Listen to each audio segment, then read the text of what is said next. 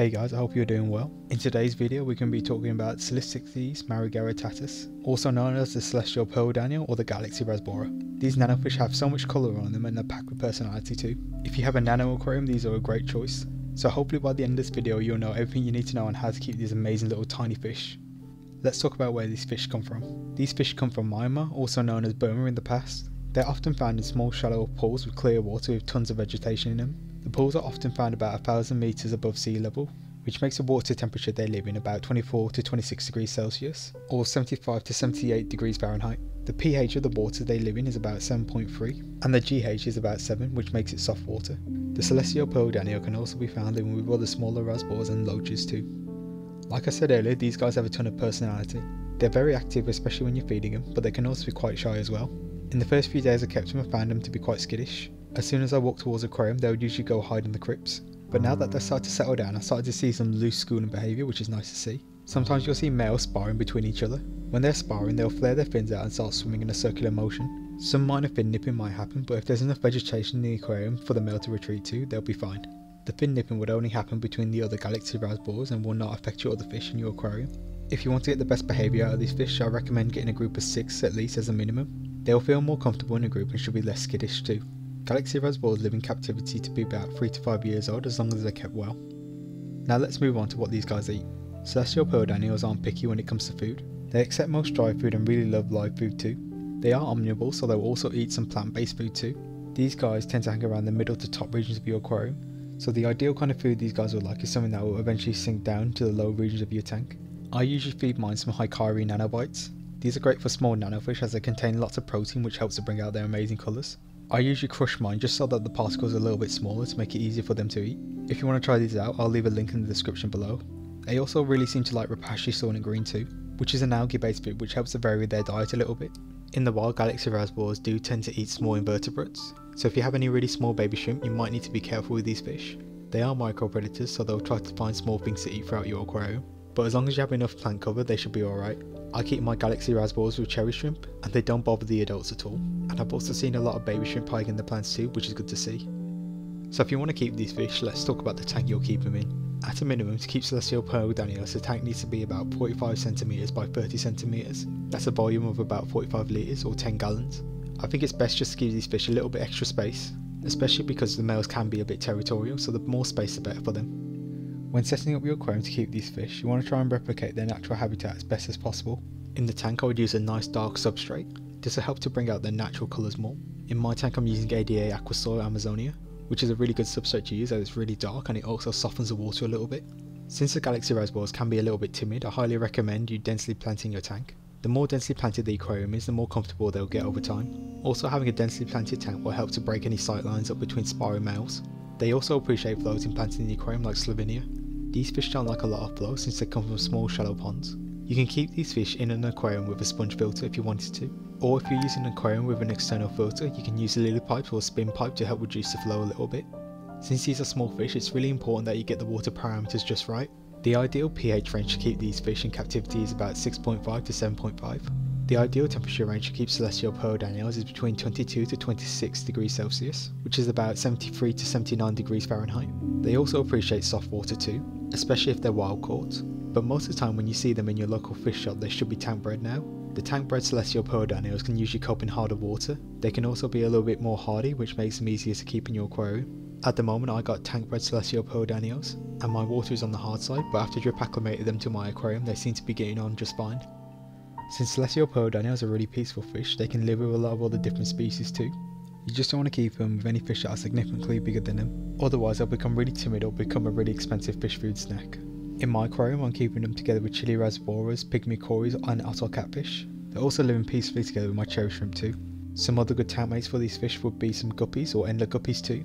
They'll also get on really well with other rasboras too, like copper rasboras or harlequin rasboras. They can also live alongside white cloud mountain minnows too. I have heard people keeping them with betters, but you might need to be a little bit careful as these fish can be a little bit boisterous at times, and this could annoy the better a little bit, so just be careful. But overall they get on with most community fish pretty well. It's not too hard to tell the difference between the males and females. The males tend to have smaller, sleeker bodies with a steel blue belly. The males also tend to have an intense red coloration on their fins, and have the white spots all over their body and belly region. The females tend to be just a little bit larger with more rounded bellies. You'll also notice the colours in their fins aren't that intense compared to the males. Another way to tell the difference between males and females are the spots on their bodies. On the male, the spots usually tend to cover all the body, whereas with the females you'll tend to notice near the belly and near their gills there isn't as many spots. Celestial Pearl Danios are really easy to breed. Just like other Rasboras and Danios, they don't show any parental care towards their fry, so when they do breed you'll have to remove the parents quickly as you don't want them to eat the eggs of the fry. The first thing you should do if you want to attempt to breed these guys is make sure their water parameters are good for them. I would also recommend conditioning the fish by feeding them a lot of protein. This will help the female to be able to produce a lot of eggs so you get a lot of fry. On average each female should produce about 30 eggs. You can breed them in pairs, but if you really want to increase the fry yield you can have 2 males to several females. That will drastically increase the amount of fry you'll get. For a breeding tank I recommend a size of about 10 to 15 litres, which is about 2 to 4 gallons. And because these fish are egg scatchers it's best not to have any substrate in the tank. For the filtration a small sponge filter will be more than enough. For the spawning media a lot of people like to use Java moss, but you can also use a spawning mop too.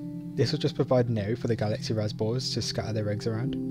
So once you condition your Celestial Pearl Danios you can put them in the breeding tank and they should just spawn naturally without any intervention. After 72 hours the egg should hatch, and then about 3 to 4 days later the fry should be free swimming. Once the fry have become free swimming it's best to feed them something really small like Infomation, or people have also had success feeding on microworms too. After about a week you want to start feeding them baby brine shrimp.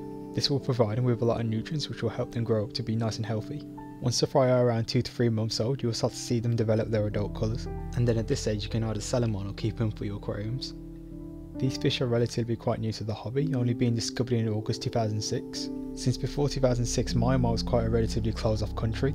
This made it very difficult to export the Celestial Pearl Danio for the aquarium industry. There are reports that the Celestial Pearl Danio was discovered in the early 1900s, and then it was rediscovered when Myanmar reopened to the world again. I remember when these fish were first introduced into the aquarium hobby, Practical Fish Keeper magazine wrote a column in their magazine about them, and as you can imagine their coloration really got people interested in them. Some people couldn't even believe these fish even existed, some people thought the pictures that were released were fake or even photoshopped. Since these fish got so much interest there were false reports of these fish being overfished in their natural habitats. There was even reports that these fish were being overfished to the point that they could be extinct in the wild. This then made exporters increase the price of these fish significantly. I think around 2006-2007 these fish cost about £20 each. They were super rare and quite difficult to keep at the time, so it was important that experienced fish keepers kept these fish. Luckily researchers and explorers found more ponds of these Celestial Pearl Danios. This helped to reduce the amount of fish being caught in that one original pool they were found in. However, another stroke of luck was that these fish were super easy to breed in the home aquarium. Ever since tank bred Celestial Pearl Danios became available for the aquarium industry, it made it more affordable for the average fish keeper to keep them. In the UK you can expect to spend £3 to £5 per fish depending on the size, so it can be quite expensive to get a large group of them, but it's really recommended that you do. It's really worth paying that extra bit of money for them. At the time of their discovery in 2006 these fish were classed as micro Rasboras, but later on these fish were recategorised as Danios, and with the golden white spots contrasting with the dark bodies looking like stars in a night sky, you can see why these guys are called Celestial Pearl Danios. Another interesting thing I noticed about the Celestial Pearl Danio is that they can come in 2 different colour morphs. Depending on the source my local fish shop gets the Celestial Pearl Danios from, they can come in a yellow colour morph or a red colour morph. The red colour morph seems to be the more natural colour morph the fish was first discovered with, whereas the yellow colour morph has come from selective breeding. I've also read that there's also a blue colour morph, but I haven't seen this in the hobby yet. So overall I highly recommend you keeping these fish. They're a great choice for nano aquariums, especially if they're planted. These Celestial Pearl Danios will definitely add a splash of colour to your aquascapes. They really do thrive in planted tanks. They like to explore the aquarium and try and find little hiding spots. Like I mentioned earlier in the video, the more comfortable you get these fish the better personality you get out of them. You definitely start to see a lot of their personality when they're feeding as well. The best bit of advice I can give you guys is to keep your water as clean as possible. Try to keep your ammonia, nitrate and nitrites at 0. The cleaner the water is, the easier it will be to keep these fish. Once they have adapted to your aquarium's water parameters, they can live a healthy life for many years.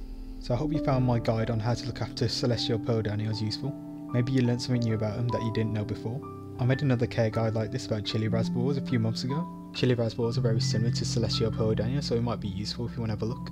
If you want to check that video out, I'll leave a card in the top right hand corner of this video. And just before I end this video, if you guys can do me a massive favour and give this video a like, it really helps me out a lot. Leave a comment below telling me which fish you want me to make a care guide for next. And one more thing before I go, I've been checking out my YouTube analytics this week, and I can see that 95% of you guys who watch my videos aren't subscribed to the channel, so I really appreciate it if you can quickly hit that subscribe button. It really helps the channel grow. I hope you guys have a good day.